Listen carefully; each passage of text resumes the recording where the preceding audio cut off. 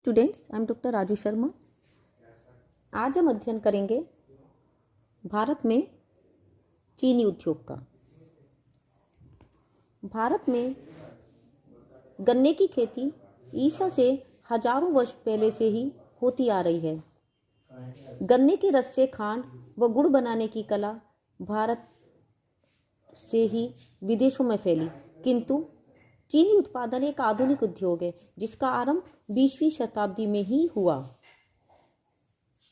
देश में चीनी का प्रथम कारखाना दक्षिणी भारत में कोयम्बटूर में स्थापित किया गया था, लेकिन वर्तमान समय में चीनी उद्योग उत्तरी भारत में ही अधिक विकसित है। इसके अनेक कारण हैं। उत्तरी भारत में खांड उद्योग पहले से ही प्रचलित था, श्रमिकों और मांग की सुविधाएं उपलब्ध थीं। 1930-31 तक देश में 29 चीनी के कारखाने स्थापित हो चुके थे। चीनी उद्योग में गन्ने का प्रयोग कच्चे माल के रूप में होता है। गन्ना एक भारी और सस्ता पदार्थ है जिसके परिवहन में व्यय बहुत होता है। वास्तव में चीनी उत्पादन व्यय का 60% गन्ने का मूल्य होता है। स्पष्ट है कि चीनी उद्योग की स्थापना गन्ना उत्पादक क्षेत्र के निकट ही होनी चाहिए। कारखाने को चलाने के लिए मुख्यतः गन्ने की खोई का प्रयोग शक्ति के रूप में किया जाता है। चीनी उद्योग एक मौसमी उद्योग है। गन्ना पेराई का कार्य अक्टूबर-नवंबर से अप्रैल-मई तक होता है, इसलिए इसमें स्थायी श्रमिक कम ही होते हैं। चीनी उद्योग को गुड़ और खांडसारी उद्योग से भी स्पर्धा करनी पड़ती है। यद्यपि गन्ने की प्रति हेक्टेयर उपज दक्षिणी भारत में अधिक होती है, तथापि मात्रा के विचार से सर्वाधिक उत्पादन उत्तर प्रदेश, पंजाब व हरियाणा, बिहार राज्यों में एक विस्तृत पेटी में होता है। इसलिए अधिकांश कारखाने उत्तरी भारत में उत्तर प्रदेश, बिहार, पंजाब, हरियाणा में स्थापित हैं। इन राज्यों में चीनी उद्योग के केंद्रीकरण के अनेक कारण हैं। गंगा की उर्वर जलोढ़ मिट्टियाँ गन्ने की खेती के लिए उत्तम हैं। पूर्वी उत्तर प्रदेश और बिहार में वर्षा पर्याप्त होने के कारण सिंचाई की आवश्यकता नहीं पड़ती। पश्चिमी उत्तर प्रदेश, पंजाब व हरियाणा में नलकूप और नहरों द्वारा सिंचाई की सुविधाएं उपलब्ध हैं। इस उद्योग में कुशल श्रमिकों की अधिक आवश्यकता होती है। अस्थायी श्रमिक ग्रामीण क्षेत्रों से सरलता से प्राप्त हो जाते हैं। सघन आबादी के कारण चीनी की मांग और खपत इन क्षेत्रों में अधिक है। गन्ना काटने के पश्चात उसे अधिक देर तक नहीं रखा जा सकता, उसका रस सूखने लगता है। अतः गन्ना क्षेत्रों के निकट ही कारखाने स्थापित होने चाहिए। गन्ना एक भारी और सस्ता पदार्थ होने के कारण उसे अधिक दूर भेजने में परिवहन व अनावश्यक व्यय होता है। चीनी मिलों में शक्ति के साधनों की अधिक आवश्यकता नहीं पड़ती। गन्ने की खोई ईंधन के रूप में प्रयुक्त होती है। ये सभी दशाएं उत्तरी भारत में अधिक उपलब्ध हैं। भारत में इस उद्योग के प्रमुख क्षेत्र हैं उत्तर प्रदेश, बिहार, आंध्र प्रदेश, महाराष्ट्र, तमिलनाडु, कर्नाटक, गुजरात। इसके अलावा पंजाब, हरियाणा, मध्य प्रदेश, राजस्थान, केरल, ओडिशा, असम आदि में भी चीनी बनाने के कारखाने हैं। उत्तर प्रदेश देश का प्रमुख चीनी उत्पादक राज्य है। यहाँ लगभग 161 चीनी के कारखाने कार्यरत हैं। गन्ना उत्पादन, परिवहन की सुविधा, सघन जनसंख्या के कारण, चीनी की खपत व श्रमिकों की सुविधाओं के कारण यहाँ चीनी उद्योग प्रमुख रूप से विकसित हुआ है। प्रमुख क्षेत्र हैं गंगा यमुना दोआब क्षेत्र और तराई क्षेत्र। दोआब के अंतर्गत सहारनपुर, मुजफ्फरनगर, मेरठ,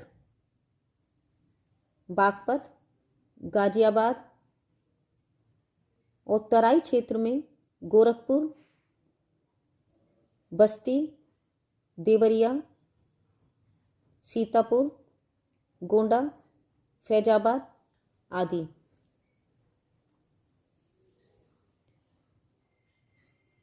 बिहार में चीनी के लगभग 30 कारखाने स्थापित हैं। प्रमुख क्षेत्र हैं सारण, चंपारण, मुजफ्फरपुर, मधुबनी, दरभंगा, सिवान, पटना, गया और शाहाबाद। आंध्र प्रदेश में लगभग 40 कारखाने स्थापित हैं। अधिकांश कारखाने पश्चिमी गोदावरी, पूर्वी गोदावरी, विशाखापट्टनम एवं निजामाबाद जिलों में केंद्रित हैं। अन्य कारखाने हैं वो काकुलम, चित्तूर, कर्नूल, कृष्णा, खम्माम, नेल्लोर, कुडुप्पा और अनंतपुर में स्थापित हैं।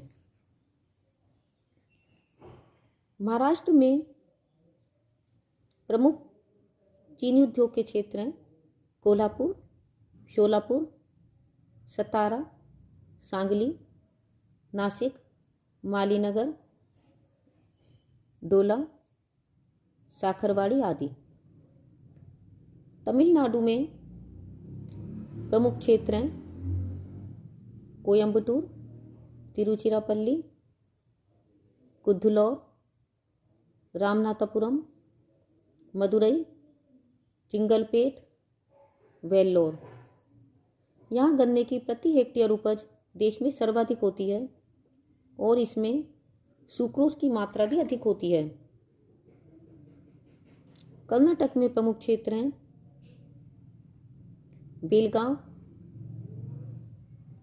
इसके अलावा बेल्लारी, मांड्या, शिमोगा, चित्रदुर्ग और बीजापुर में भी चीनी बनाने के कारखाने हैं। गुजरात में सबसे अधिक मिलें सूरत जिले में स्थित हैं।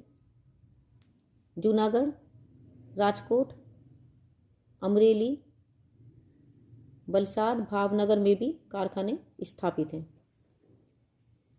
इसके अलावा पंजाब, हरियाणा, मध्य प्रदेश, राजस्थान, केरल, ओडिशा, असम आदि में भी चीनी बनाने के कारखाने हैं। भारत में चीनी उद्योग की कई समस्याएं भी हैं, जैसे गन्ना उपज क्षेत्र में कमी, प्रति हेक्टेयर निम्न उत्पादकता,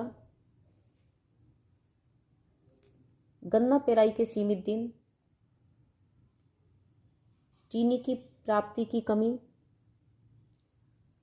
शोध कार्यों की कमी, उत्पादन व्यय अधिक, बीमार व अनार्थिक कारखाने, प्रादेशिक वितरण में असंतुलन, गुड़ व खांडसारी उद्योग से चीनी उद्योग की प्रतिस्पर्धा। जैसा कि हम सभी जानते हैं, कपास, मूंगफली, तिलहन और चावल प्रमुख खाद्य और उपभोक्ता फसलें हैं, जो मुद्रादायिनी फसलें भी हैं, जिन्हें कैश क्रॉप भी कहा जाता है। गन्ने की खेती की स्पर्धा इन फसलों से होने के कारण विगत वर्षों में गन्ने के क्षेत्र में काफ़ी उतार चढ़ाव होते रहे हैं और उपज क्षेत्र में कमी हुई है। भारत में गन्ने की प्रति हेक्टेयर पैदावार हवाई द्वीप, क्यूबा, जावा आदि की अपेक्षा कम है।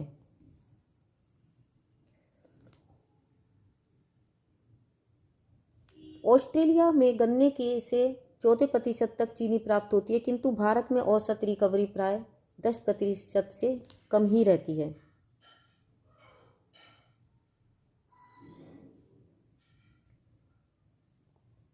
कच्चे माल की कमी, घिसी पिटी पुरानी मशीनें, कारखानों में कुप्रबंध आदि ऐसे कुछ कारण हैं जो कि चीनी उद्योग के लिए एक समस्या बने हुए हैं। देश के अधिकांश चीनी उद्योग के जो कारखाने हैं, चीनी के जो कारखाने हैं, यानी कि 80% जो कारखाने हैं चीनी के, वो उत्तर प्रदेश, महाराष्ट्र, आंध्र प्रदेश, कर्नाटक, तमिलनाडु और बिहार में संकेंद्रित हैं, जबकि चीनी का उपभोग देशव्यापी है।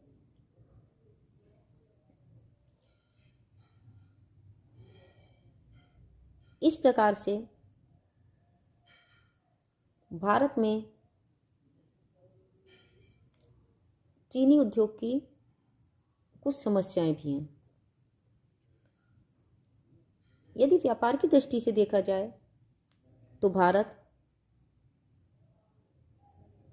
अनेक यूरोपीय, अमेरिकी और अफ्रीकी देशों को चीनी का निर्यात करता है। तो बच्चों, आज हमने भारत में चीनी उद्योग, उसके क्षेत्र,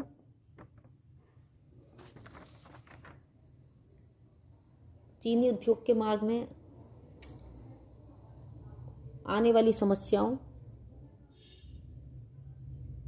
और चीनी के व्यापार का अध्ययन किया। आज के लिए बस इतना ही। Thank you.